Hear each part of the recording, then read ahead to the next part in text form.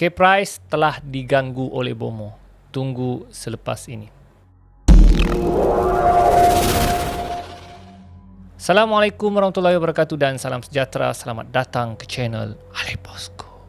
Baiklah, channel ini banyak menyediakan video-video yang menarik, jadi jangan lupa untuk subscribe dan tekan butang loceng untuk update video-video yang terbaru. Jadi guys, saya telah baca satu artikel iaitu tentang K-Prize telah diganggu oleh Bomo.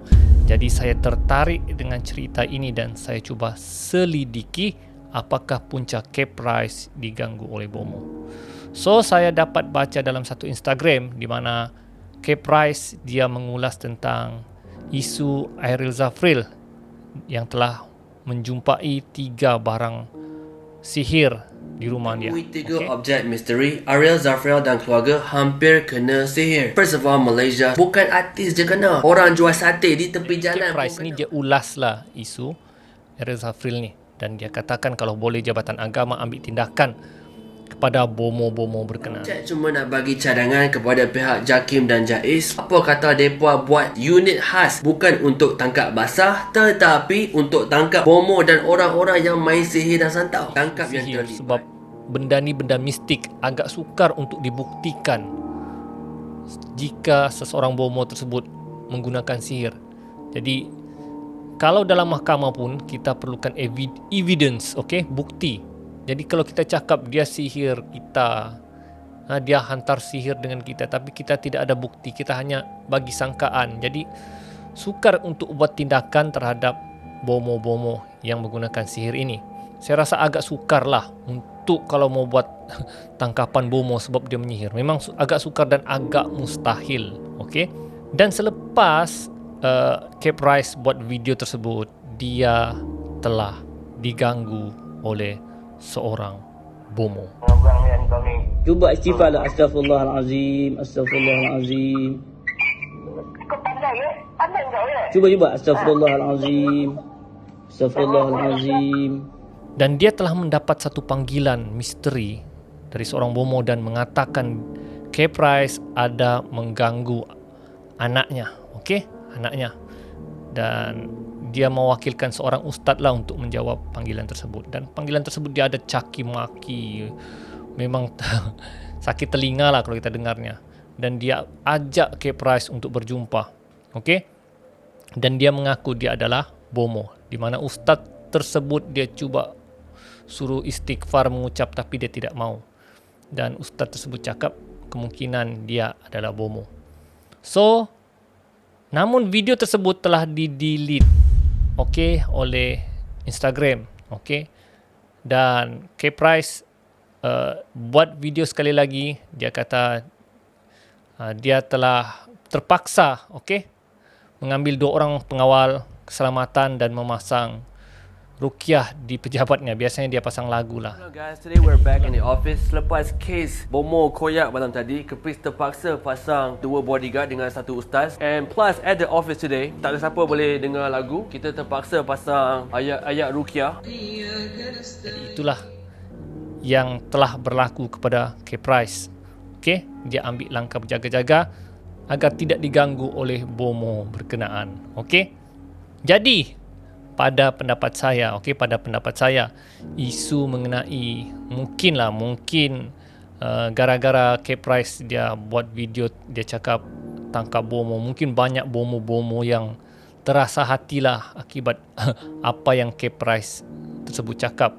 Jadi mereka agak marah dan cuba berbuat sesuatu dengan K-Prize. Saya pun sendiri pernah diugut oleh bomo, okey. Dan saya rasa ugutan saya lebih teruk berbanding K-Prize ini. Tapi itu satu pengalaman yang dahululah saya pernah dapat.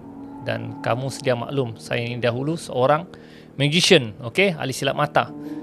Dan saya di luar sana ada banyak bomo palsu dan saya telah membongkarkan beberapa pembohongan bomo. Okey, saya dan celok. Lihat seolah-olah tangan saya masuk perutnya. Okey. Apa yang saya buat seterusnya saya bongkar bedah batin. Okey, saya letak dalam video YouTube dan Video tersebut menjadi viral bukan setakat di Malaysia tetapi di Indonesia, dan akibat saya mendedahkan penipuan bomo-bomo tersebut, saya telah diancam oleh ramai bomo, dan sampai satu tahap mereka datang ke rumah saya. Dan ketika itu isteri saya baru saja bersalin, bersalin. Dan ketika mereka datang ke rumah saya berada di sekolah, dan isteri saya call saya, dia kata ada orang di luar. Dan saya, nasib baiklah rumah dengan sekolah saya tidak jauh, jadi saya segera datang untuk pergi kejar bomo berkenaan. Tapi sampai saja saya di rumah, orang-orang berkenaan lari. Dan bukan setakat itu saja, saya telah diganggu sihir. Saya setiap malam saya bermimpi ular hitam menyerang saya. Ular hitam yang saya mimpi ini bukan kecil tapi besar. Dan cuba patuk dan gigit saya. Setiap kali saya jumpa ular tersebut, saya akan baca ayat kursi dan ular tersebut lari. Jadi ada beberapa malam lah saya bermimpi ular. Dan agak tertekan juga dengan mimpi tersebut, tapi saya yakin Allah ada di sisi. Dan ada beberapa kali saya seperti macam diri saya tidak terkawal lah. Fikiran saya terganggu, dan saya yakin itu adalah sihir-sihir dari bomo. Akibat pembongkaran penipuan bomo yang saya lakukan.